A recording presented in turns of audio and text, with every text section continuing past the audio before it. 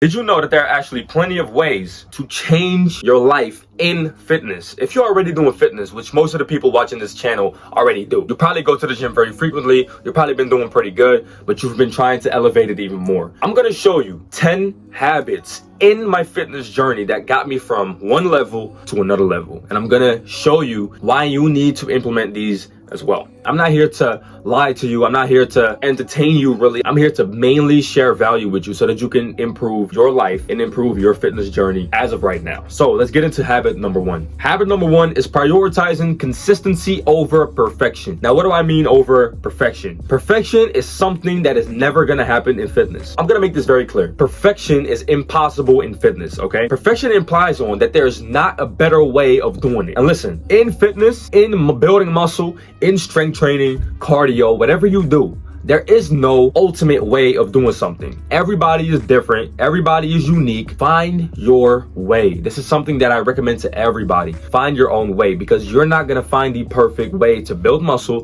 perfect way to build endurance, perfect way to cut down fat. There's not a perfect way. You have to find your own. Now, why do I say consistency over perfection? Because consistency implies on that you keep doing it over and over again.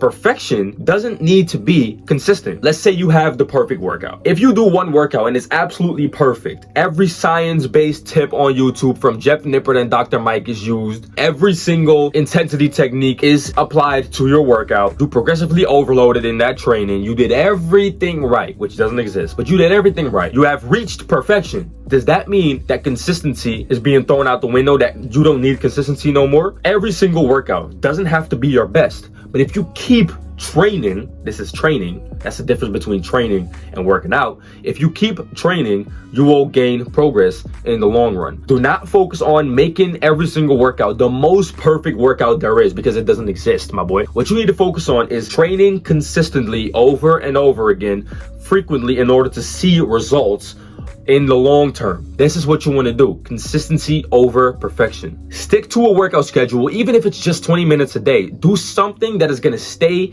consistent. Do something that is going to make you consistent and eventually reaching your goals. That is the main goal of fitness in general. It's staying consistent on a schedule and a routine. That is what you want to do. And of course, you're going to have phases where you're skipping shit, where you're doing all types of things and you don't really know what to do. You're kind of searching what you want to do. I'm in that phase right now. But listen, you do got to stick to something that you want to do always. It's not about the perfection of the workout. It's not about how good you do it. Of course, it's important, but it's more important if you keep doing it over and over again, because that's how you're going to gain results in the long run. Habit number two is setting goals very frequently, especially with the SMART framework. Now, first, let's talk about setting goals frequently. Then I'll talk about the SMART framework. Setting goals frequently is very important, because once you have a goal and once you achieve it, you cannot just stop right there. You have to keep on going with new goals and new things that you want to achieve. There's never an ending story. The story never ends in fitness. You always keep progressing. You always keep wanting more. You always want to progress in more stuff. You want to do more weighted calisthenics,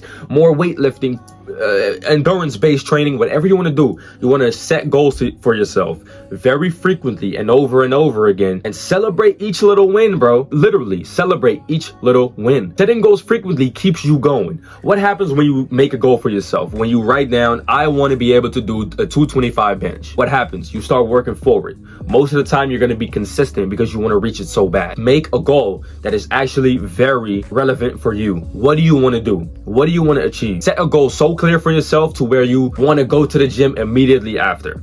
Now let's talk about the SMART framework. What is the SMART framework? In a previous video, I've talked about it a little bit more, but I'll elaborate right now. I work at a sales job who also uses the SMART framework, and I actually learned this from them.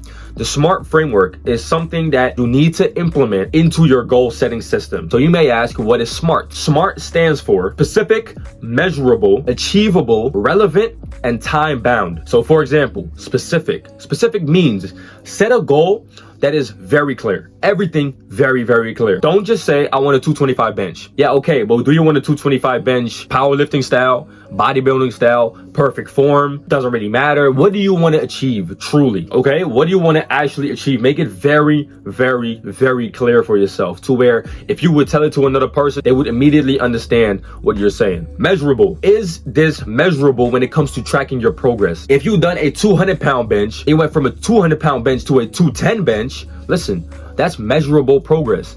Anybody would look at that and say, okay, he got stronger. It's something that you can actually measure with real numbers and saying, okay, I got stronger. That is real physical progress. That is measurable. Achievable. Is your 225 bench achievable for your body, for your weights right now, for whatever you want to do? Listen, is it achievable? Look at your body. Look at what you already have achieved. Is whatever you want to achieve actually achievable? If the answer is yes, then go for it. Then we have relevant. Is your training relevant as of right now compared to your goals? I made this analogy in my previous video or my next video. I don't know when it's going to come out. If you want to run a marathon, don't do bodybuilding style training. Bodybuilding style training is not going to be relevant for the guy who wants to run a marathon. It doesn't make sense. It's illogical. You want to train like the guy who runs for a marathon. If you want to become a bodybuilder, don't train like you want to run a marathon. Train like a bodybuilder. Train very specifically for that goal that you want to reach, right? That's why you always need to make your goal very specific. That's step one. And then we have time bound. Now, time bound basically means, when do you want to achieve it? Call it a date. Say to yourself, yo, bro, this time, January 28th, shout out J. Cole. I don't know why I said that. January 28th, I want to be able to do a 225 pound bench. Or I want to be able to do 100 push-ups in a set. I want to be able to do a muscle up with 40 pounds. Whatever you want to do, set a date. And this is when I'm going to achieve it. And now let's go for it. That is the SMART framework. Set goals with that. Habit number 3, and that is prioritizing recovery. Now, I cannot stress you enough how important this actually is, bro. When I just started training, I was training every single day. I was training multiple muscle groups every single day. Listen, if you want to make progress quicker, prioritize recovery. Eat good, sleep good, and don't train for some days. It's very important. Of course, you can stay active every single day, but it's proven that you need recovery days and actually really need food and recovery to actually build muscle. Building muscle doesn't happen in the gym. It happens when you recover. That's when your muscle is gonna grow and gonna adapt to whatever type of stress you've been putting it to. So recovery needs to be taken very, very seriously.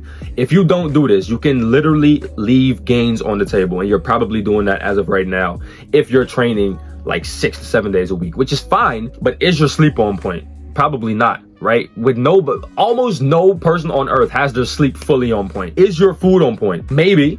But if it's not, yo, you should probably cut down the days that you're training and work on your food, and maybe you can train an extra day to actually start recovering. But you gotta get that down. You have to start recovering. When I started training less days out of the week, I started growing more. And this is not a joke. I usually am the guy who says, yo, no days off, just train every single day, train as hard as you can. I'm still kind of that guy mentally. I had to slow down and say to myself, am I being smart, or am I just trying to act cool? I was just trying to act cool, I guess, because the smart thing to do is to actually recover, bro. Just do it, okay? Recovery equals to gains. Then we have habit number 4, and that is writing down your workouts before you go do them. Every time I go into the gym and I don't write down my workouts before, my workout is shit. And it may not be the same case for you, but the reason why I do advise you to write down your workouts beforehand is because you know exactly what to do. You know what weights to use. You know how many sets to do. Add your intensity techniques in your notes as well. You know what to do every single set. You don't just wing it. When you just start winging it, the thing that starts to happen is you start to take it easy on yourself. But when you write down in your notes, I need to do 12 reps on this exercise. Next thing you know, you're doing 10 reps on that exercise, but you know you wrote down 12. You have to get those 2 more because you wrote it down. If you write it down, it becomes physical. Now it's real. Now you need to do it. I already wrote the workout down for tomorrow. No, for 2 days from now. I wrote the workout down for tomorrow. I wrote the workout down that I did today. I wrote everything down. The reason why is because I always want to know exactly what I'm doing in the gym so that I can actually start chasing that workout and so that I actually can start progressing in that type of routine, right? And I know that enough bodybuilders and athletes and whatever, CrossFit athletes, whatever type of athletes, do not do this. Most of them, they don't even write down the workouts. But when you do, and you have a very specific plan for yourself, and you know, okay, this is exactly what I'm gonna do, you start to make progress way faster. The reason why is because you're sticking to something that you need to stick to. You're not winging it. You're not going off of emotions, because a lot of the times our emotions lead us in the wrong direction. When you make something physical on paper or in your notes, that's the only thing to follow. Your emotions do not matter no more. That's why you should write down your workouts beforehand. Habit number 5 I started implementing is not eating very shortly before the workout. You have probably realized this yourself. When you eat a big ass meal before you go train, and especially with a bunch of carbs in them, your workout is shit. Almost all of the time, this is for everyone, your workout is shit. The reason why is because you have all those carbs in you still digesting, and now you got to go put work into the gym. Listen, bro, you can't do it. And of course you can, but the volume is going to be way low. Your intensity is not going to be as high compared to the guy who didn't eat before, or ate less before, or ate longer before. And that's why your workouts are shit most of the time. Listen, what I started doing is eating a long time before my training, or not even eating at all, or eating very, very little. The reason why is because my energy skyrockets in the gym when I ate a little bit before or not at all. The reason why is because I feel alert. Humans are designed in a way where they need to hunt for their food, right? So what happens? When you are hungry, you are alert, you are energetic, you are fast. That's the phase of hunting. That's why I feel my most alert and fast in the gym if I'm pretty hungry before. If I'm full and I've ate a shit ton of food before, I'm not gonna be enjoying that workout. That workout is going to be lethargic, slow, and messed up. I don't want to eat shortly before. Or it's a long time before, like 2 to 3 hours before, and then I go work out. Or it's a very small meal or a very small snack or something right before the gym. Or I don't eat anything at all. I eat all my calories after the gym most of the time, depending on how late I go to the gym as well, of course. Then we have habit number 6, and that is including high and low reps into your routine instead of just doing one or the other. Why is this so important? It's because you're gonna be balanced. I had a phase of my training where I was only doing high rep training. Perfectly fine, right? But what happens when you only do that? Your low reps and your strength is starting to go down drastically. So I had to make a change. I had to say to myself, let me cut down on those high ass reps that I was always doing. Pull-ups, push-ups, dips, squats. It's very high reps. So I started combining the two of low and high reps. I also had a phase where I was just doing low reps and my endurance got fucked up. I couldn't do anything no more when it comes to high rep push-ups, high rep muscle-ups, dips, pull-ups. I couldn't do those things no more because I was only focused on those low reps. Is this effective? Not necessarily, depending on your goals. But what would I recommend? What I would recommend is training both, doing high reps and low reps, balancing out the two. Habit number 7 is going to be tracking progress. Listen, I've talked about writing down the workouts before, right? You want to save those. You don't just want to write it down, perform the workout, delete, and then write it down again.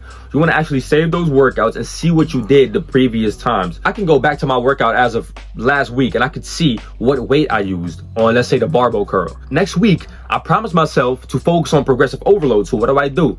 I add like 2.5 kg to the bar on the bicep curl. I start becoming stronger and building more muscle. This is a habit that you should keep in mind every single time. Frequently analyze your training program and saying to yourself, okay, am I progressing? Yes or no? Look at your sheets, look at the workouts that you've been doing, write them down, and now think, how can I make them more difficult or add more weight? Where can I include the progressive overload into this to start building more muscle and make more progress? It keeps you accountable every single day when you see this. It keeps you accountable to actually doing the thing that is on the paper instead of not doing it. And as I said, following your emotions into a different path, which is detrimental for your progress. You should not do it. And the most important thing, it boosts motivation when you see changes into your program. When you become stronger on a certain type of exercise, you always want to become stronger at, and you're not tracking progress, most of the time, you don't even realize that you can actually go up in weight or go up in reps or sets. But now that you're tracking progress, you see the real physical changes in your body when it comes to your strength. And now you start to get excited. You're like, yo, I'm actually making progress. Note that down and start doing it. Then we have habit number 8. And that is surrounding yourself with like-minded individuals in the gym. It could be your girlfriend. It could be your friends. Have some people. It could be a very, very small circle. I actually recommend you having a small circle compared to a big circle. Have a small circle of friends where you actually can train hard with sometimes. It doesn't have to be always. You have different schedules. I know it doesn't always have to be like that. But have some friends, some masculine friends around you that are actually willing to push you and get you to the next level and get yourself to the next level, and you get them to the next level. Everyone should do that. The reason why is because you are the sum of the 5 people you hang around with. I always say, if you have been hanging out with 5 drug dealers, you're probably going to be the 6th one. If you have been hanging out with 4 bodybuilders, most of the time you're going to be the 5th one.